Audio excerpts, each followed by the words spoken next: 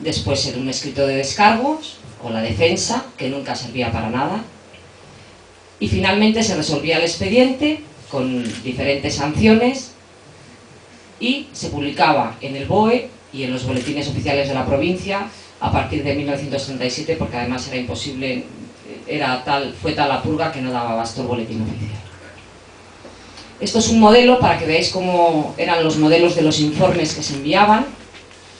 El de la izquierda es el modelo y el de la derecha es el informe que manda el alcalde de Valladolid sobre Isaac Ramos, que era el director del colegio Pablo Iglesias, en la actualidad el Gonzalo de Córdoba. Entonces, como veis ahí, las preguntas, hacía ostentación de propaganda de ideas izquierdistas, asistía a reuniones, horas que dedicaba a la escuela, etcétera, etcétera. Y entonces, tanto el alcalde, el cura que correspondía a su colegio, la Guardia Civil y Falange, es decir, esto es un modelo del informe que enviaba el alcalde.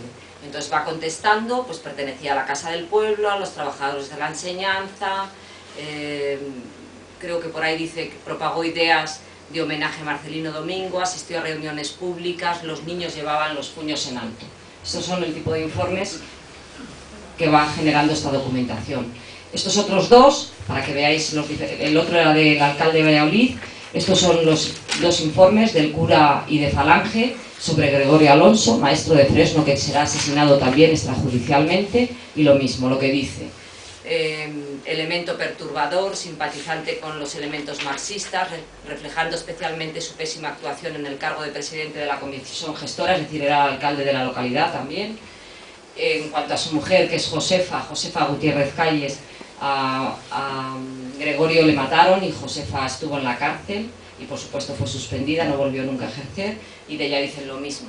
Esposa del anterior, puede decirse de ella, cuanto menos que según informe de la misma autoridad, en muchos casos inspiró los actos de su esposo, etcétera, etcétera.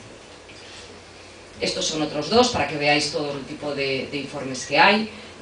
Informes de la Guardia Civil y de un padre de familia de orden. En este caso son referidos al maestro de Valladolid, también del grupo escolar número 4, que es el Pablo Iglesias, que está en la Vitoria, Martín García. Y como veis lo mismo, por las acusaciones, individuo izquierdista, pertenecía a trabajadores de la enseñanza, etc.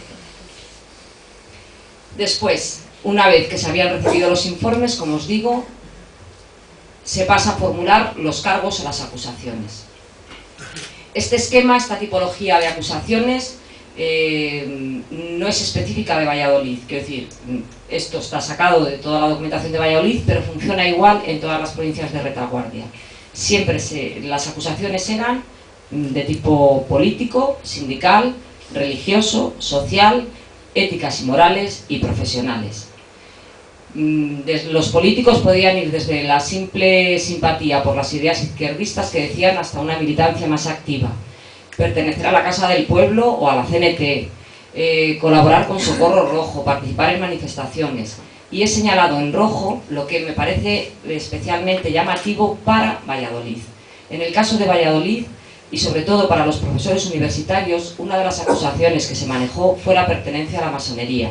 Y eso tiene una explicación, porque en Valladolid existía una logia masónica, la logia número 17, la logia Constancia, a la que pertenecían muchos de los profesores. Y entonces hay una acusación muy específica sobre este tema. Y lo mismo, petición del nombre de Remigio Cabello para un colegio. Poquito antes del golpe de Estado, se promovió una petición de dar el nombre de Remigio Cabello, que como sabéis es el fundador de la agrupación socialista de Valladolid, a un colegio. Entonces firmaron, hubo muchos maestros que estaban en ese momento ejerciendo, que firmaron apoyando esta petición de dar el nombre de Remigio Cabello a un colegio. Pues la simple firma en apoyo a dar el nombre al colegio figuró y fue causa de un expediente sancionador. En cuanto a los sindicales, pertenencia a la FETE, el sindicato asociado a UGT de los maestros, fue el demonio particular de los inquisidores. Es decir, simplemente haber pagado una de las mensualidades de la asociación o cualquier cosa que sonara a pertenecer a la federación fue causa de depuración. y por supuesto la pertenencia también a otros sindicatos, como veremos después con Pablo, como fue el caso de su abuelo.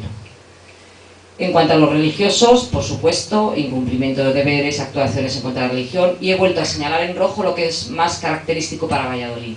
En Valladolid había un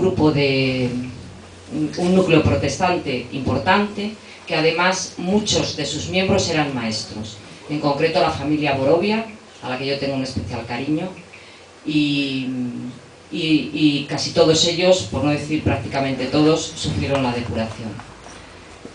En cuanto a los sociales, bueno, por supuesto, cualquier cosa que significara la defensa de un Estado laico, desde no estar casado por la Iglesia, no estar bautizado y lectura de prensas de izquierdas, todo fue sancionado.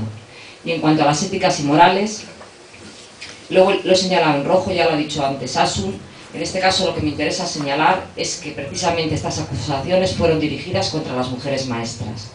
Fueron las mujeres las que sufrieron fundamentalmente la depuración, acusándolas. Había una vertiente que era, desde el punto de vista profesional decían que innovaban pedagógicamente, pero además, sobre todo, se juzgó su conducta privada, se juzgó la moral.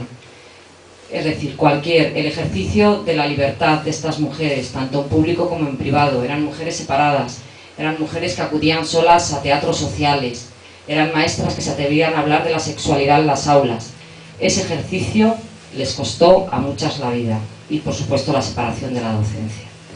Mujeres, quiero señalarlo también, que trajeron a Valladolid a políticas como Clara Campoamor, como Margarita Nelke, y eso figura en todos los expedientes, que se paseaba del brazo con Margarita Nelke, cosas así.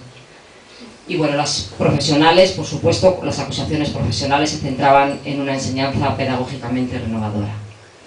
Este es un ejemplo también del abuelo de Pablo, de Andrés Martín, los cargos que le acusaron.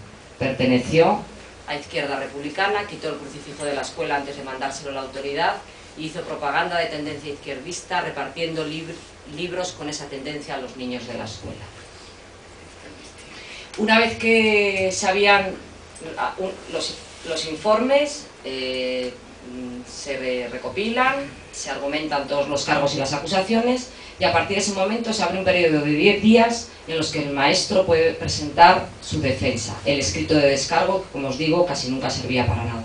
Simplemente he traído 3 páginas, porque me parecen especialmente emotivas, que utilizó el maestro también, de nuevo, del Pablo Iglesias, Martín García, para defenderse.